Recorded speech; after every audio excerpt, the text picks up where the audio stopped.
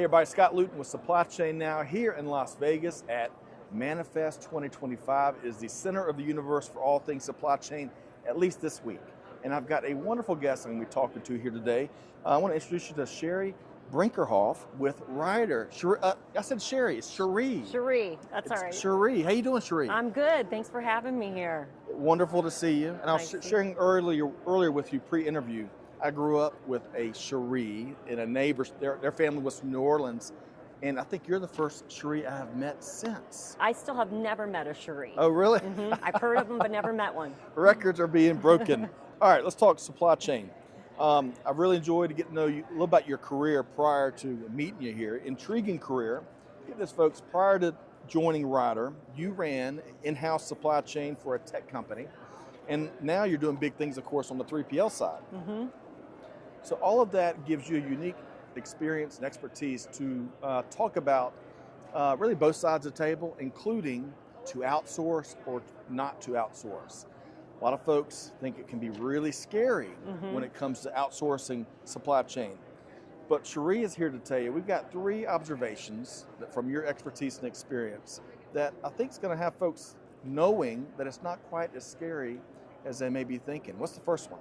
The first one is really about understanding that the supply chain, 3PLs will bring a lot of experience to the table.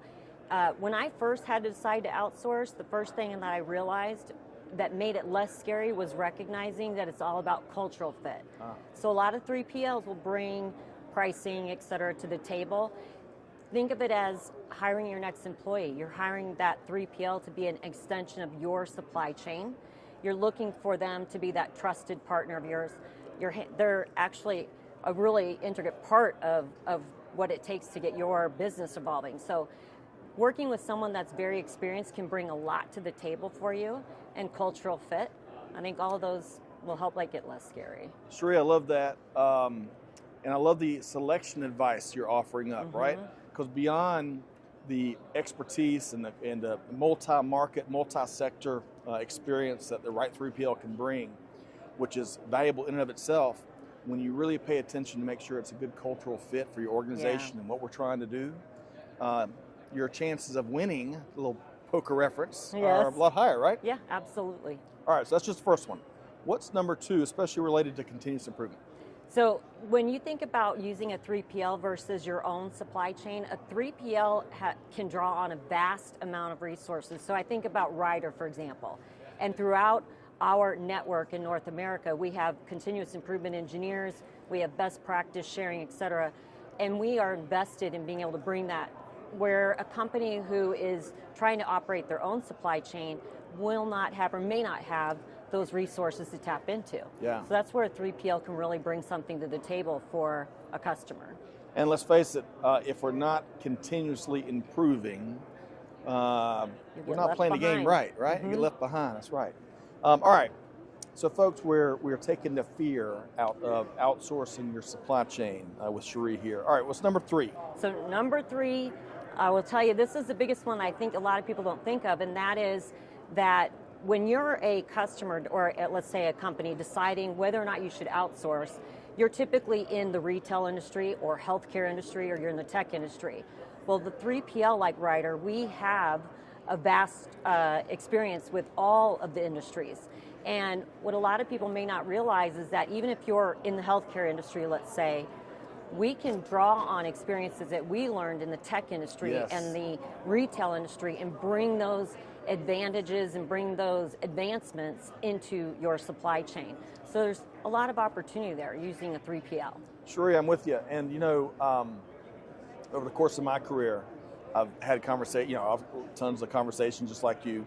And sometimes folks from a particular sector will be like, well, yeah, but that won't work in healthcare. Right. We're different. Right. And to your point, there's so much cross opportunities from one sector to another. And with an organization like yours that are involved in so many different sectors, man, we can unlock all sorts of competitive advantage, right? Absolutely. Okay. And that's just 3. There's probably there's a ton more. Probably a lot longer list.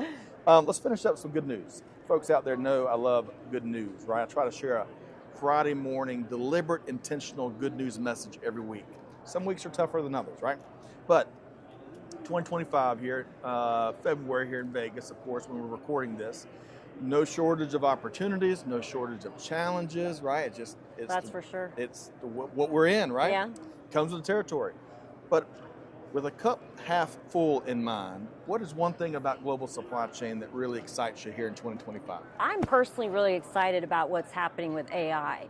And I think, last week I was in a meeting with some people and I was using a tool called Microsoft Copilot. Okay. And so for the first time, it really connected with me on what AI can do to help us with efficiency. I know a lot of people are nervous and scared about AI, but it's amazing the power that it can bring in just making your job easier, my job easier. So I'm excited about what's coming in 2025 and beyond around AI and efficiency and making it easier for all of us to do our jobs. Cherie, I am too, especially in very targeted, intentional, what are we trying to do, and working backwards from identifying the problem to bringing in the right solution, which these days a lot of it does involve artificial intelligence, right? We're hearing a lot about agentic AI is kind of one of the next big revolutions. So we'll see. We're going to keep our eye on the ball there.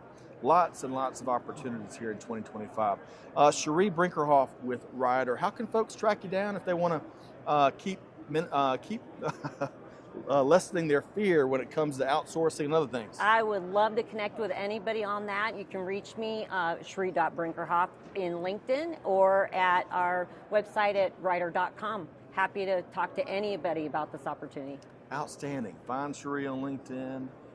Check out Ryder.com for a lot more information. And whatever you do, stay tuned as we continue meeting with the movers and shakers in the industry right here at Manifest in Las Vegas.